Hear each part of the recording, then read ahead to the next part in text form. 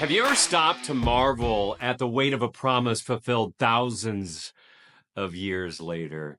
Merry Christmas and welcome to the Daily Devo. I am Vince Miller. Today's reading is from Genesis chapter 49. I'm going to read verse 10. It states, "The scepter shall not depart from Judah, nor the ruler's staff from between his feet until tribute comes to him, and to him shall be the obedience of the peoples." Now, just try to imagine a promise so profound that it echoes across generations, weaving through the centuries, touching hearts that hoped but never saw its fulfillment. This is the promise of Genesis 49, verse 10, which Jacob spoke to his sons. It declared that leadership would arise from the line of Judah, a leader so extraordinary that his presence would command obedience from the peoples of the world.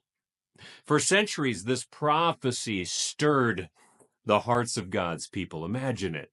They clung to it through wars, through exiles, oppression, hoping for the day when the promised ruler would come. Then, in the most unexpected way, Jesus did. Jesus Christ, born in a manger in Bethlehem, was not just the answer to this problem. He was its culmination. He was the scepter in Judah's hand, the ruler whose kingdom would have no end. Through his birth, life, and resurrection, he reconciled humanity with God, fulfilling what generations could only dream of and imagine. And here's the wonder of it all. You and I, we don't just look forward to this promise as they did. We get to live in its fulfillment. We celebrate a king who has come, the Savior who reigns, and the Lord who continues to draw people to him from every tribe and every nation into his kingdom.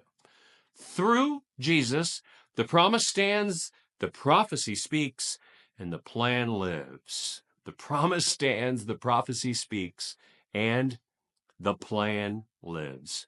So this Christmas, don't just reflect on the birth of Jesus.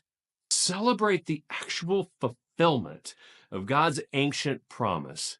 So sing a little louder, shout his name, and live boldly for the King who reigns forever. Pay tribute to the one who has bridged heaven and earth, making a way for us all. So let your life proclaim the glory of his name, for he is the promised fulfillment and the hope of the world.